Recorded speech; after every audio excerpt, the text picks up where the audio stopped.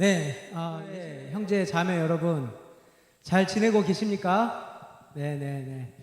한파로 인해서 정말 오늘 조금 그나마 올라왔는데 정말 감기들 조심하시고요.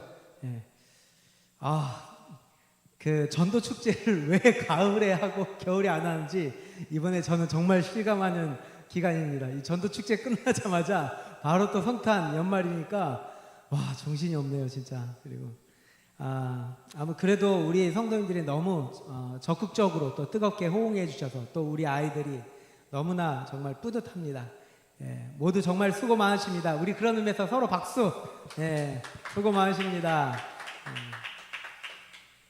그렇습니다. 성경 말씀으로 들어가겠습니다. 원래 이제 이번 달까지가 잠언이었거든요. 그런데 이제 제가 딱 성탄 이때 성탄 주일을 되기 때문에 잠언을 전번 주에 마쳤습니다. 그렇죠? 전번 설교로 마쳤고, 그래서 이제 성탄절이어서 오늘 성탄에 맞는 본문을 찾아보다가 누가복음에 머무르게 되었습니다. 그리고 그 부분을 조명해 주셨어요. 그래서 오늘 누가복음 저는 1장 46절부터 56절 예수님 탄생에 대한 그리고 마리아의 창가 이 부분을 함께 나누려 합니다. 예수님의 탄생, 성탄이라고 하는 거죠. 그렇죠. 거룩한 탄생. 나에게 있어서 늘 이 성탄절이 올 때 저는 그렇습니다. 성탄이 나에게 어떠한 의미가 있을까? 나의 삶에 어떠한 의미가 있을까? 생각하게 됩니다. 과거 신앙이 어릴 적에는 예수님을 인격적으로 만나기 전에요. 그때 이제 교회를 다녔지만 내게 성탄은 약간 동화 같은 이미지가 좀 더 강했습니다. 동화 같은.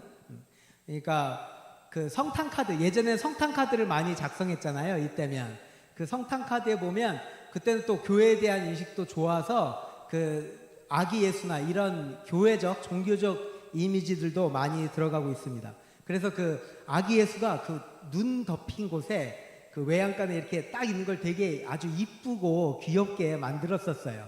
너무 평온하고 귀여운 이미지로 이렇게 만들었던 그런 의미로 저에게 특히 많이 다가왔습니다. 되게 따뜻하고 뭔가 따뜻한 이야기. 그리고 이후 예수님을 이제 인격적으로 만나게 되면서 저에게 성탄의 의미는 나의 구원을 위해, 당연히 모든 분들도 그렇죠. 나의 구원을 위해서 이 땅에 오신 분, 주님의 그 사랑, 하나님 아버지의 사랑이 너무나 느껴지는 그런 기쁜 날이었습니다.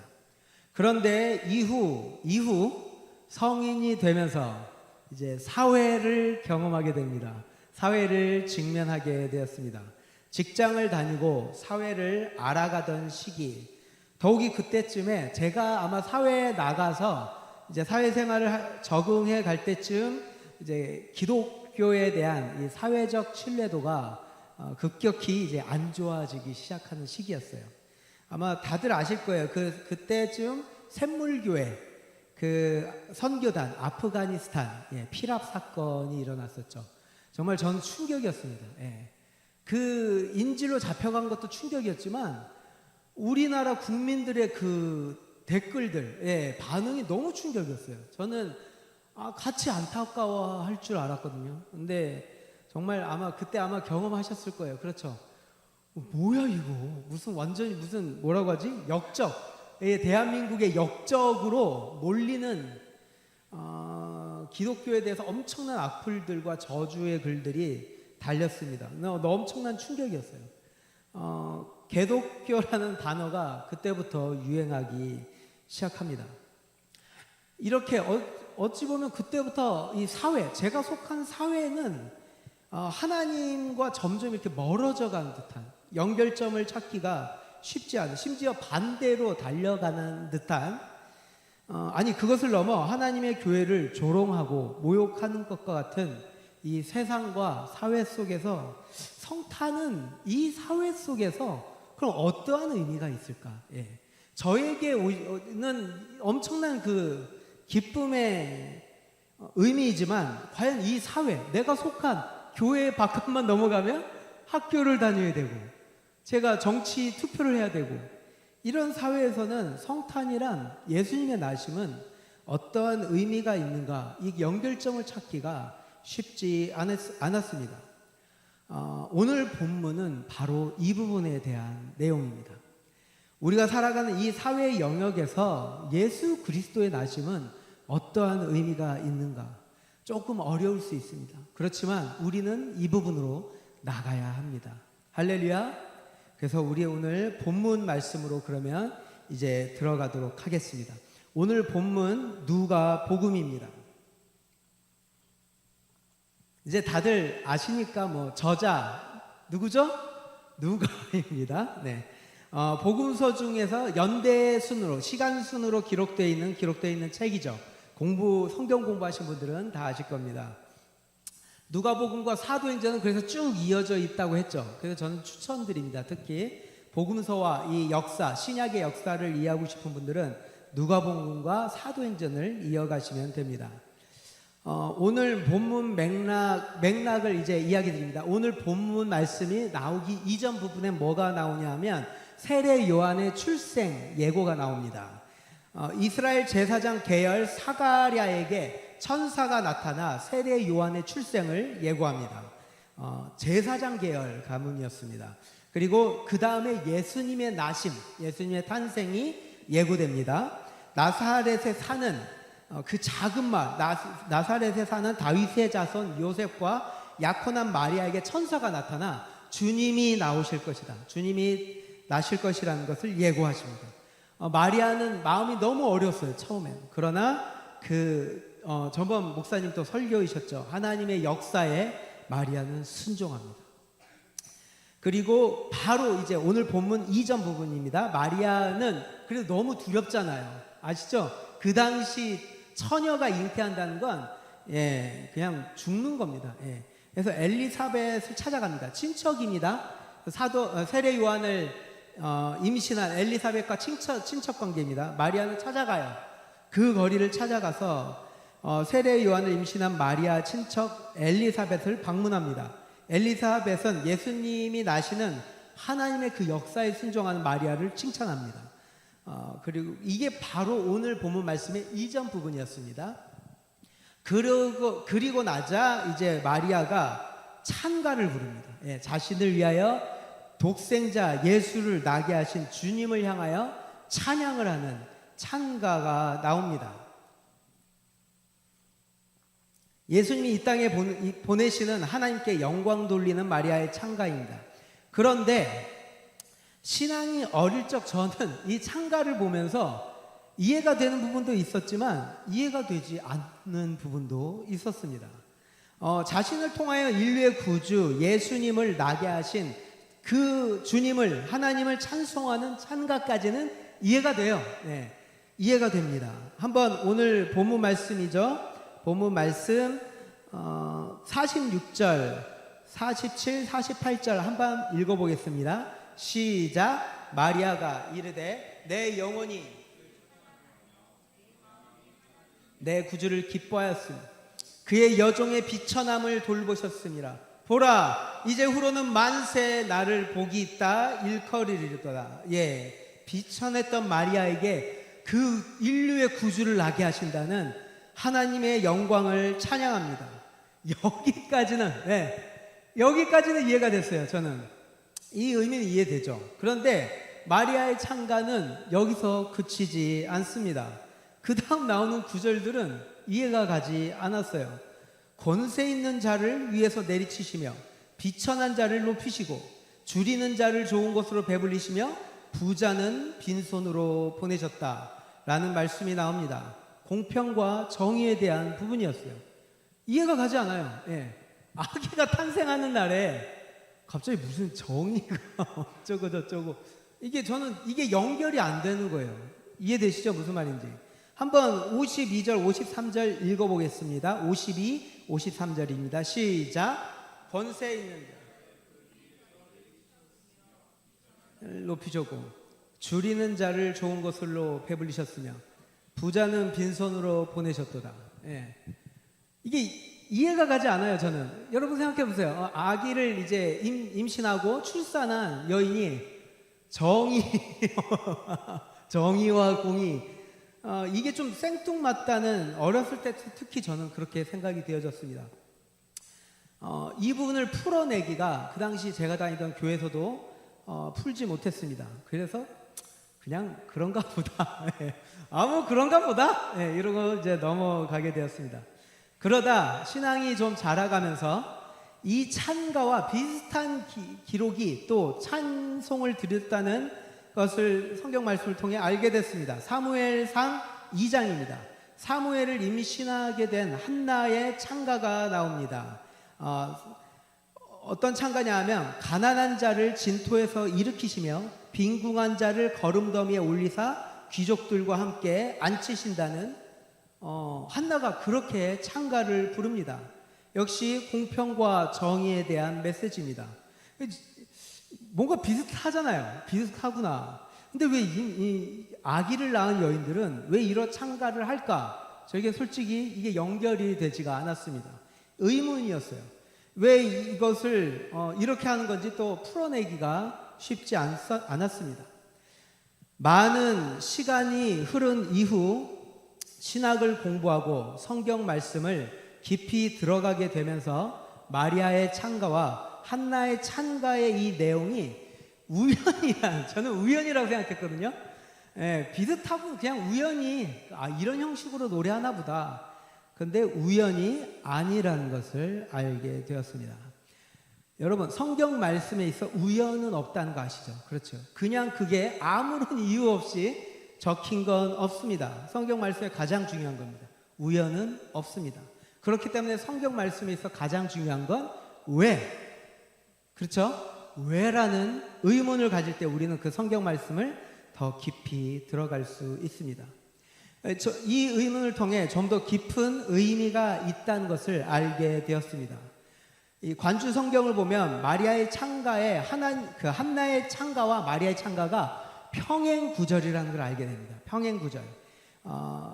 그래서 성경 말씀을 좀 더 깊이 연구하고 싶은 분들은 관주 성경을 추천합니다.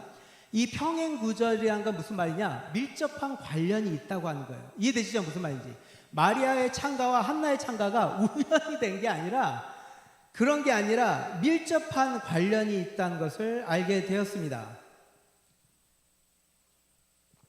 과거 제가 얼마 전에 올해였죠. 사무엘서를 설교했던 적이 있습니다. 사무엘서. 이때 이야기 드렸던 거예요. 사무엘서의 한나의 찬가는 단순히 애를 낳지 못하던 비극적인 여인이 하나님의 은혜로 기적적으로 임신하게 되었다. 이 정도의 기쁨도 있지만 이 정도의 영역을 넘어선다는 걸 말씀드렸습니다. 기억하시죠? 넘어선다는 것을 이야기 드렸습니다.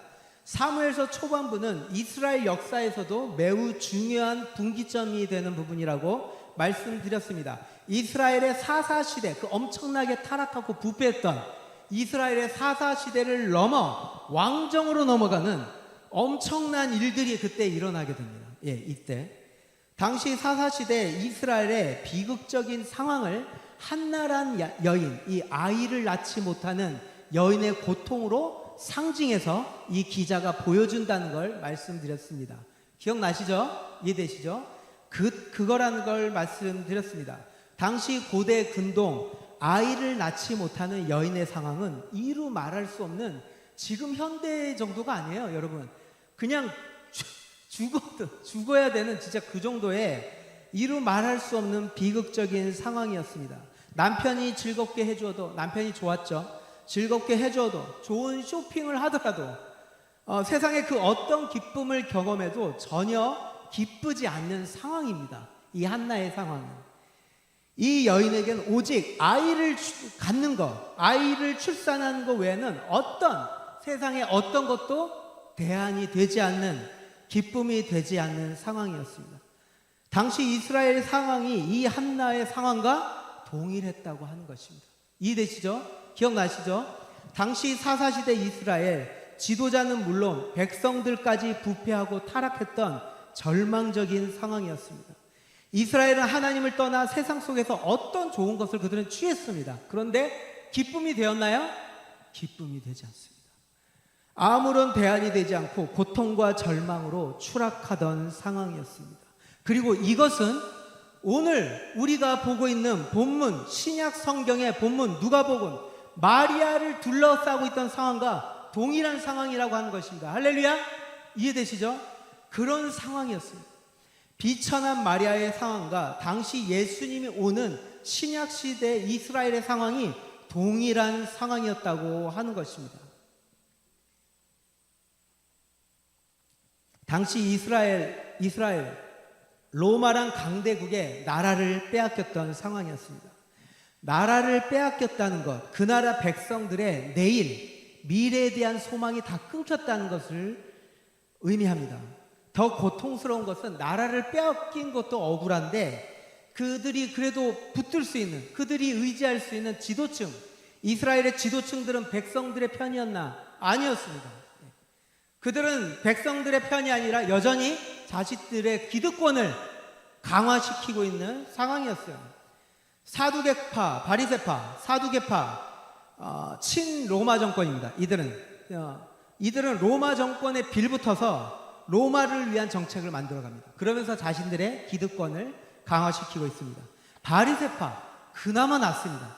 이들은 중도층이에요. 그나마 중도 진영이라고 할 수 있습니다. 그러나 여전히 이들은 너희 백성들을 위해, 너희들이 하나님의 구원을 받으려면 율법을 지켜야 돼.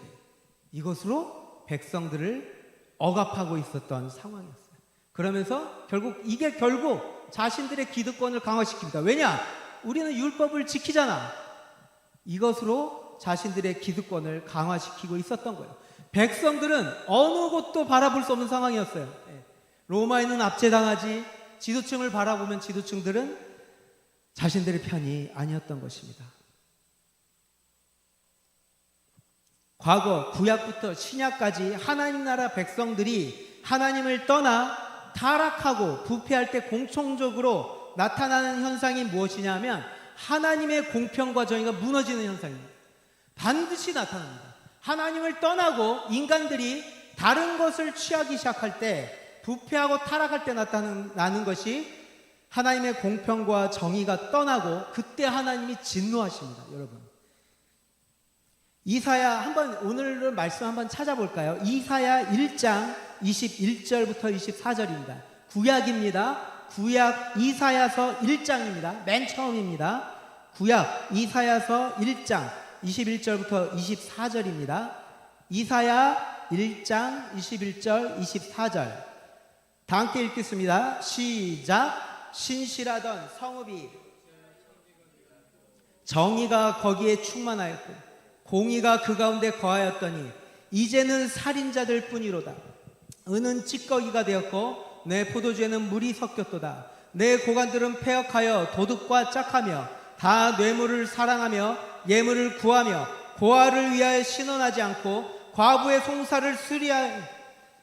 그러므로 이스라엘 전능자가 말씀하시되 슬프다. 내가 장차 내 대적 내 마음을 편하게 하겠고 내 원수에게 보복하리라. 나오죠? 하나님은 자신을 백성들이 떠난 것만으로 진노하시는 게 아니라 하나님 나라를 세우기 위해서, 그랬던 이스라엘 백성들이 하나님을 떠나면서 하나님의 정의가 무너지는 것에 대해서 하나님은 진노하십니다. 그래서 여기 마지막 보십시오. 오죽하면 이스라엘, 나의 백성들을 내가 대적하겠다고 말씀하십니다. 이건 이사야서만 있는 게 아니라 구약에 주기적으로 나오는 말씀입니다. 이게 이렇게 나오는 것이에요. 이사야서뿐만 아니라 구약 곳곳에 하나님 나라 백성들이 하나님을 떠나 부패하고 타락할 때 나타나는 건 하나님의 공평과 정의가 무너지기 시작하고요, 하나님이 극도로 진노하기 시작합니다. 그리고 하나님이 이들을 떠나십니다. 바로 오늘 마리아의 시대, 한나의 시대 역시 마찬가지라고 합니다. 할렐루야. 이건 단순히 한나와 마리아의, 제가 이야기하는 건 개인적 영역을 넘어서고 있다는 거예요. 할렐루야. 성경 말씀은 이 한 여성의 임신의 영역만 얘기하는 게 아니에요. 그것을 넘어 하나님 나라를 바라보게 한다는 것입니다. 할렐루야. 아멘. 이 마리아와 한나의 시대 역시 마찬가지였습니다. 모두가 다 이런 상황 속에서 하나님 나라의 백성들은 하나님 나라에 대한 소망을 끊어버립니다. 포기했어요. 그들은 하나님 나라가 우리를 통하여 하나님 나라를 세워가야 되는데 이들은 포기합니다. 하나님 나라는 이들의 관념 속에 머물러 있습니다. 하나님 나라 그렇지 뭐 오시겠지. 그러나 이들은 다 포기한 거예요. 보시잖아요. 마리아 시대 정치 지도자, 종교 지도자들이 하나님 나라가 실제를 믿었다면 그들은 당연히 백성들을 품어야 되죠. 할렐루야. 그러나 그들은 떠납니다. 왜? 하나님 나라는 관념에 있는 거예요. 이해되시죠? 관념에 있는 거예요. 실제가 아니라고요. 그러니까 야 그냥 너네들도 알아서 살아. 나 살기도 바빠. 이게 되는 것입니다. 각자 도생, 각자 내 길 알아서 살아남는 사회로 진입하게 됩니다. 하나님 나라가 그렇게 갔던 거예요. 하나님의 마음이 느껴지십니까? 마치 과거 조선의 일제시대 때 당시 조선 백성들은 물론 항거하던 지식인들 아마 일제시대 전반기까지는 그래도 항거하고 그랬습니다. 근데 후반기 때 역사를 공부하시는 분들은 알 거예요. 다 포기합니다. 다. 예. 독립은 이제 일어나지 않아. 예. 일제가 얼마나 탄압했는지 아시죠? 예. 언어까지 바꿔버립니다. 언어까지. 그러자 다 포기합니다. 지식인들도 그 신문을 만들던 자들도 다 포기하고 신문 발행도 다 포기합니다. 그렇던 상황에서도 조선의 독립의 꿈을 이어가던 사람들이 있었던 거예요. 저도 기억이 안 나는데 그 시가 그거였잖아요. 은유에서 겨울이 아직 봄이 돌아오지 않았는데 그 생명들이 자라나고 있는 시를 어느 분이죠? 우리 기독교 지도자였습니다. 그분이 적었다가 다 끌려갑니다. 예. 다 포기하고 있었던 상황이에요.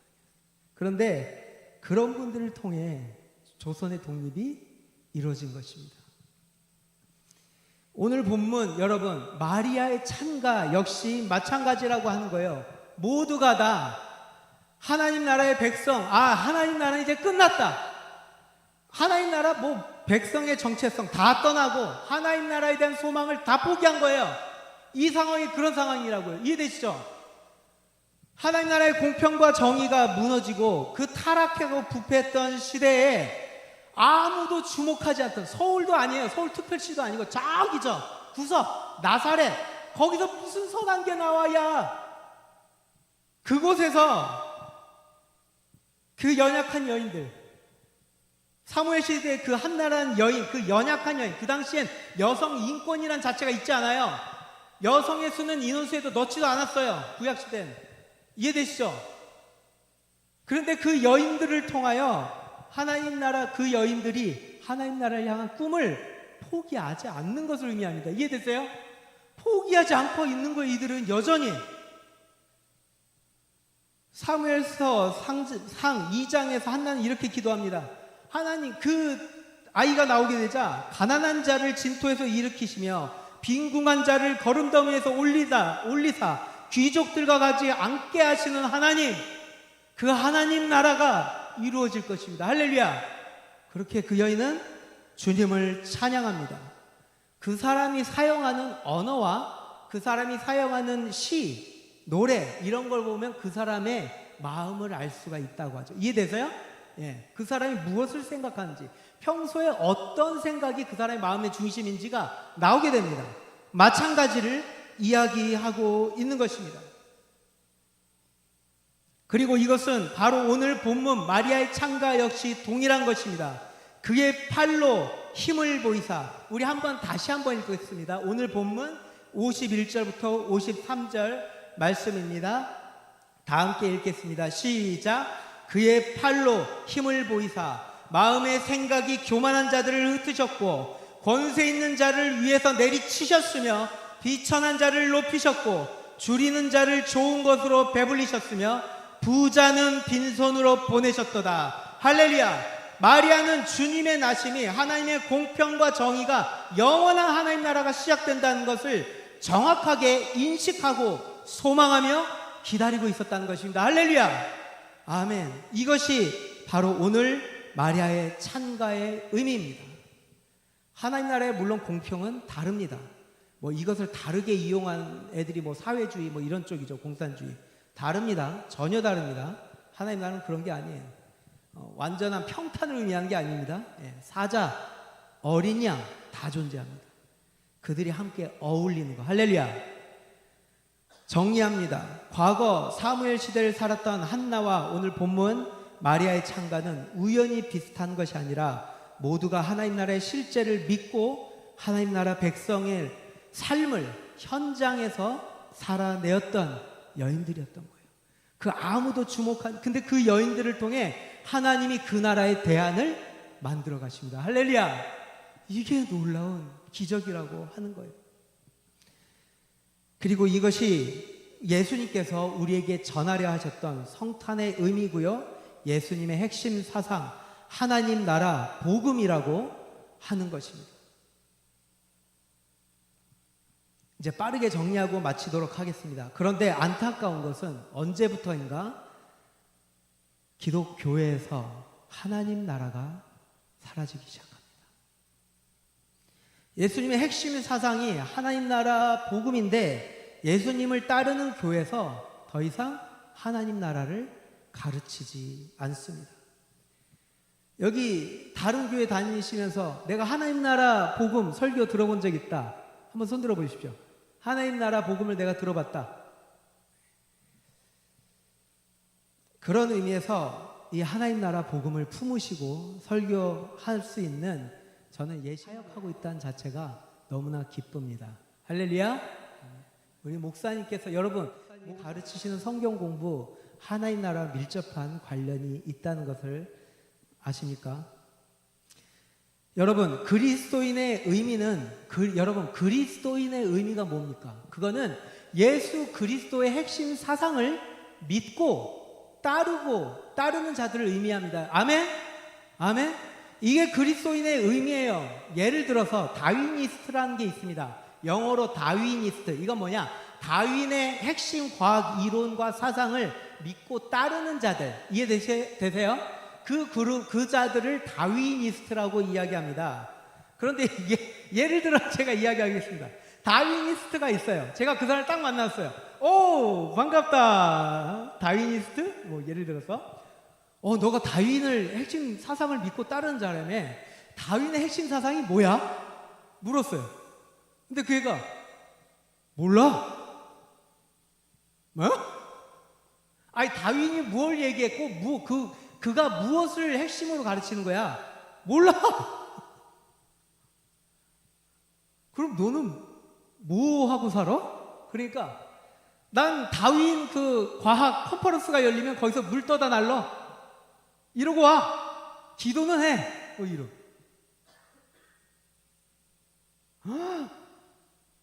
다윈이스트인가요? 이 사람은? 아니에요. 이건 다윈이스트가 아니라 조직원이라고 하는 거예요. 이건 조직원. 예. 거기 그룹에 그냥 속해 있는 자. 이해되십니까? 마찬가지예요. 안타깝지만 현대 그리스도인의 의미도 마찬가지라고 하는 거예요. 그리스도인의 의미는 예수님의 그 핵심 사상을 믿고 알고 믿고 따르는 자들입니다. 할렐루야. 그런데 그리스도인에게 와서 야 예수님의 핵심 사상이 뭐야? 몰라? 나도 몰라. 그럼 너는 무엇을 위해 살아? 그냥 살아.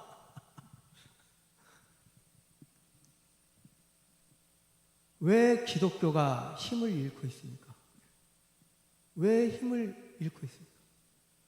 신약시대와 달리 엄청나게 부흥했던 한때 대한민국 국민의 5분의 1 차지하는 그리스도인들이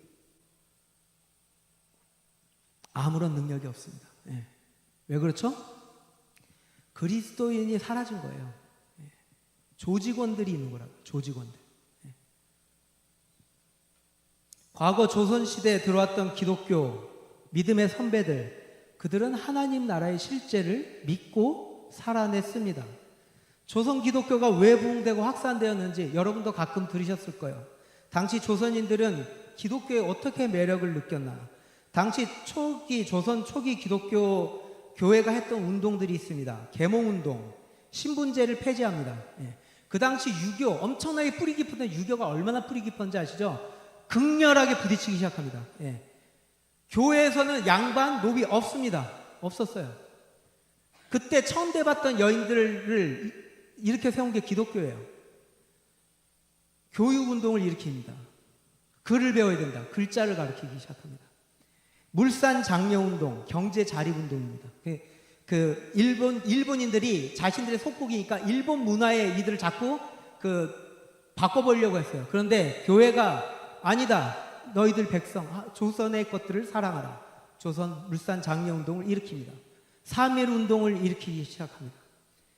목사가 된 노비를 양반인 장로님이 섬기며 살았던 일화, 조선 기독교사의 유명한 대표적 일화입니다.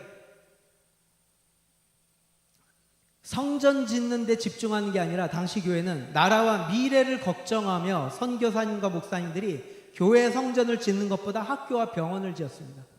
그게 지금까지도 남아있죠. 그런데 언제부턴가 한국 기독교가 변질되기 시작합니다. 하나님 나라가 사라집니다. 일제시대 낮은 자들, 압제당한 자들의 편에 섰던 교회가 6.25 전쟁 이후 폐허가 된 나라에 헐벗고 굶주리던 백성의 편에 섰던 교회가 언제부턴가 하나님 나라가 사라지기 시작합니다. 왜냐? 불편하거든. 그걸 이야기하면 자기들이 낮은 자들의 편에 서 있지 않으니까 불편한 거예요.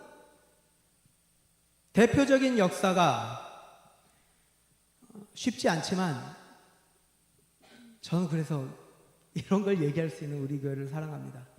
대한민국 군사 독재 정권 시절이 옵니다. 그때 한국 기독교가 어느 편에 섰을까요? 백성들의 편에 섰을까요? 아닙니다. 독재 정권을 옹호하고 그들의 기득권에 서기 시작합니다. 보통 이런 얘기를 하면 이제 다음 주에 저는 책상이 빠져 있습니다. 임야주 목사님이 더 좋은 교회로 또 청빙을 받게 되었습니다. 그리고 혹시 저 그런 거 아니죠? 저는 그래서 전 전혀 부럽지 않습니다. 다른 거. 그걸 품어주신 목사님 사랑하고요. 독재 정권 시절 한국 기독교 이 역사, 아니 지금도 뭐 세상 사람들은 한국 아이들, 이미 아이들의 그 교과서에 정식으로 합의되어졌고요. 기록되어 있는 역사입니다. 이걸 우리가 눈 가리고 암호한다고 되는 게 아니고요.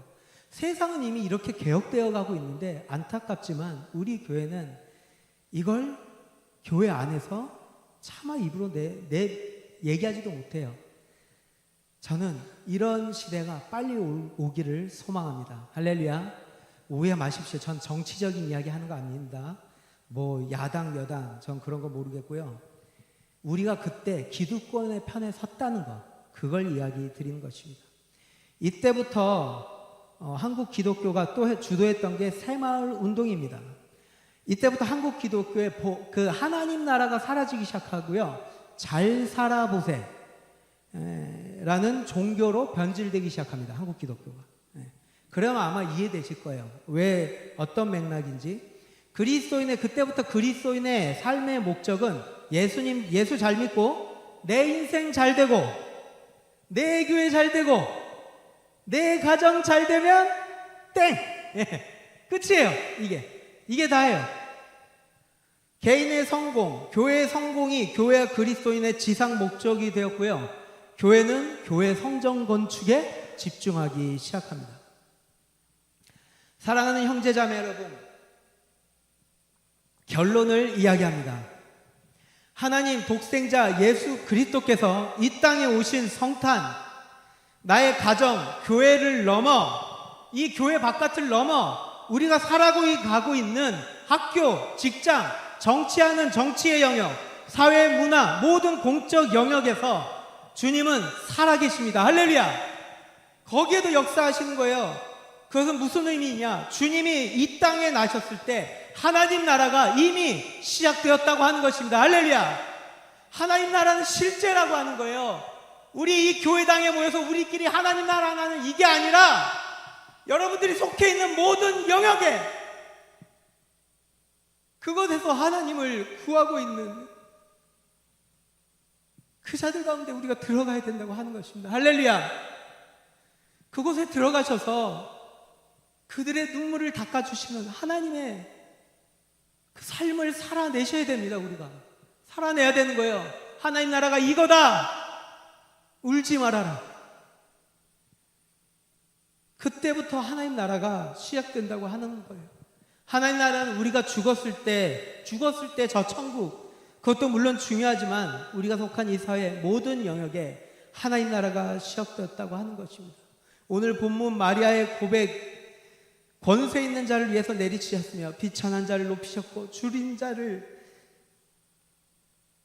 좋은 것으로 배불리셨으며 부자는 빈손으로 보내시는 그 하나님의 공평과 정의가 영원한 하나님 나라, 그것을 이 작은 고을에 속한 여인들이 믿고 소망하고 그 삶을 살고 있었던 것입니다. 저는 이 자리에 모인 우리 사랑하는 형제 자매 여러분들이 모두가 이런 하나님 나라 복음을 믿으시고 성경 말씀을 통해 하나님 나라를 찾으시고 그리고 그 삶을 여러분들이 속한 사회의 영역에 살아가시는 여러분들 되시길 주님의 이름으로 축복합니다.